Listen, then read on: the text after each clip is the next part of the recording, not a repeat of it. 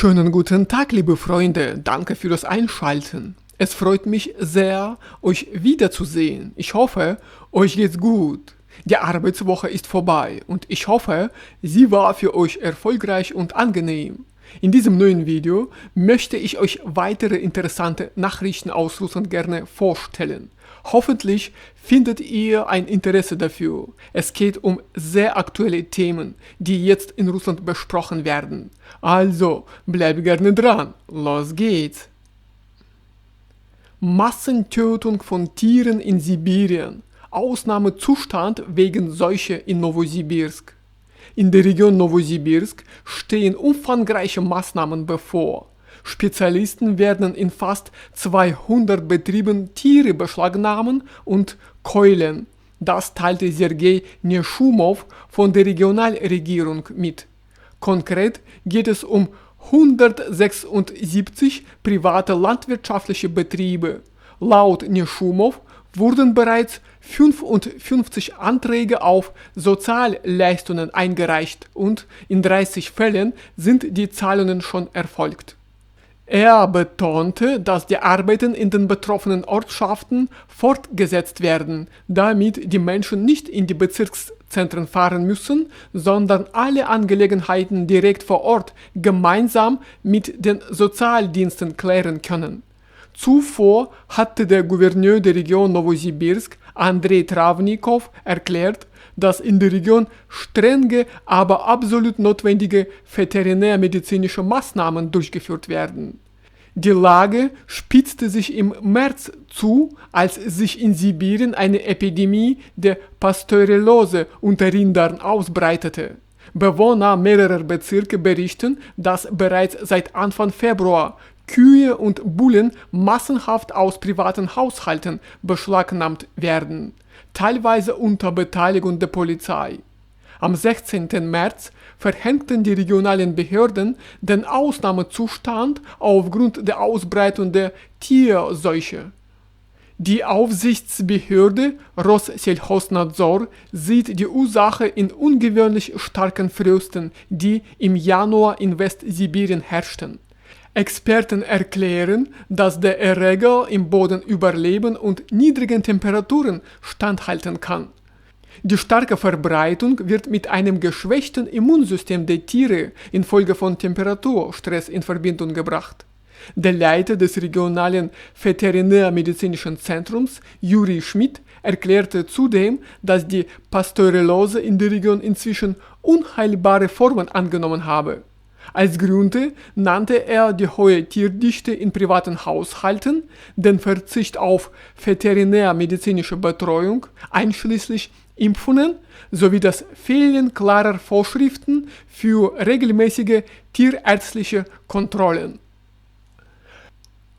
1 Billion Rubel abgehoben. Warum Russen ihr Geld plötzlich in Bargeld umwandeln?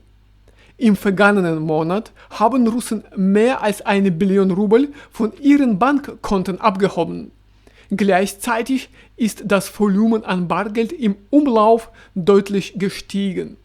Der Wirtschaftswissenschaftler Valentin Katasonow sieht einen möglichen Grund darin, dass sich viele Menschen verstärkt Gedanken über die Risiken digitaler Ersparnisse machen, unter anderem aufgrund von Internet- und Stromausfällen. In einem Interview erklärte er, dass der Bargeldumlauf künftig stark eingeschränkt werden könnte und die Kontrolle über Konten nicht mehr vollständig bei den Bürgern selbst liegen würde. Seiner Ansicht nach ist die Abschaffung von Bargeld ein mögliches Szenario in der Entwicklung des Finanzsystems. Die jüngsten Ausfälle hätten dazu geführt, dass viele Menschen ihre Einstellung zu Geld und Ersparnissen überdenken. Katasonow betont, dass ohne Bargeld die Kontrolle über finanzielle Mittel stärker bei den Institutionen liegen würde, die die Konten verwalten. Als Beispiel nannte er die Schweiz, wo die Bevölkerung kürzlich für die Verankerung des Rechts auf Bargeld in der Verfassung gestimmt hat. In Russland hingegen gilt derzeit ein Verbraucherschutzgesetz, das sowohl bargeldlose als auch Barzahlungen erlaubt. Gleichzeitig wurde der digitale Rubel bereits in das System integriert. Der Ökonom verwies außerdem auf Fälle, in denen Bargeld im öffentlichen Verkehr nicht mehr akzeptiert wird. Dies könne ein Hinweis auf eine schrittweise Abkehr vom Bargeld sein. Zudem erinnerte er daran, dass bereits zuvor Pläne diskutiert wurden, den Bargeldverkehr nach der Einführung des digitalen Rubels weiter zu reduzieren. Das größte Risiko sieht er darin, dass in einem solchen System die Kontrolle über Konten von den Bürgern auf andere Akteure übergehen könnte.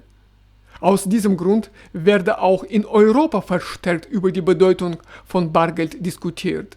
Kartasonow äußerte zudem die Einschätzung, dass der Zugang zu Konten unter bestimmten Umständen eingeschränkt werden könnte.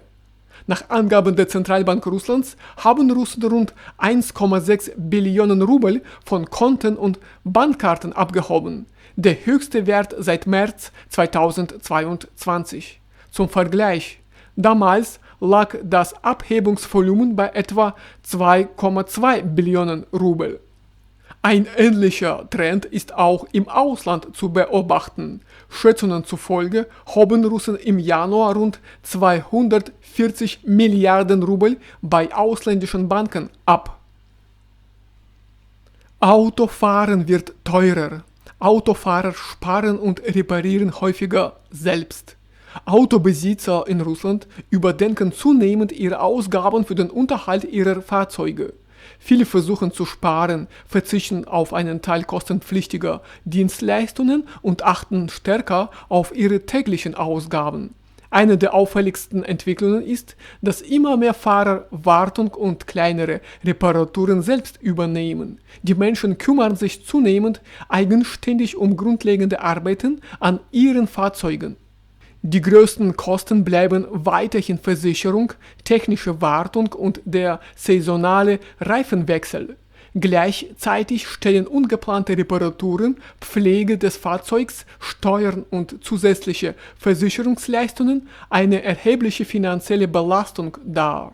Im vergangenen Jahr berichten die meisten Autofahrer von deutlich gestiegenen Kosten.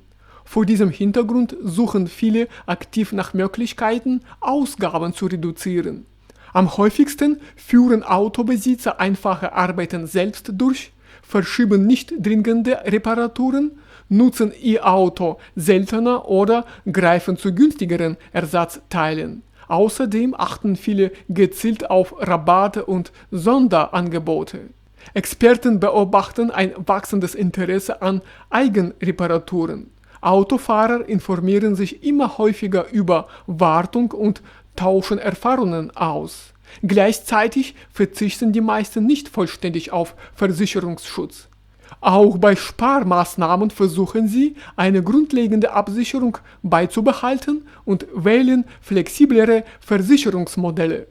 Der Anstieg der Versicherungsleistungen trägt ebenfalls dazu bei, dass Versicherungen nicht mehr nur als Zusatz, sondern als wichtiges Instrument zur finanziellen Absicherung gesehen werden. Sie helfen, größere Ausgaben zu vermeiden und Kosten besser planbar zu machen. So bleibt trotz Sparmaßnahmen der Wunsch bestehen, geschützt zu sein, während die Autofahrer versuchen, ein Gleichgewicht zwischen Kosten und Sicherheit zu finden. Also, liebe Freunde, danke, dass ihr euch die Zeit genommen habt, dieses Video bis zum Ende anzuschauen. Das Wochenende steht schon vor der Tür. Ich wünsche euch alles Gute und viel Spaß am Wochenende im Familienkreis oder mit den Freunden. Wir sehen uns bald in meinen neuen Videos wieder. Bis später. Tschüss. Медленный вечер, тают пробки вдоль двора. Ты пишешь, я еду, и в груди поет игра. Чай остывший на подоконник, крошки пиццы, старый плед. В телефоне твой смайлик солнечный, лучше тысячи побед. Это просто теплый вечер, ты и я, и ни о чем. Пусть весь мир куда-то мчится, мы останемся вдвоем. Смех вполголоса, сердцу легче, дверь открыта, заходи. просто в теплый-теплый вечер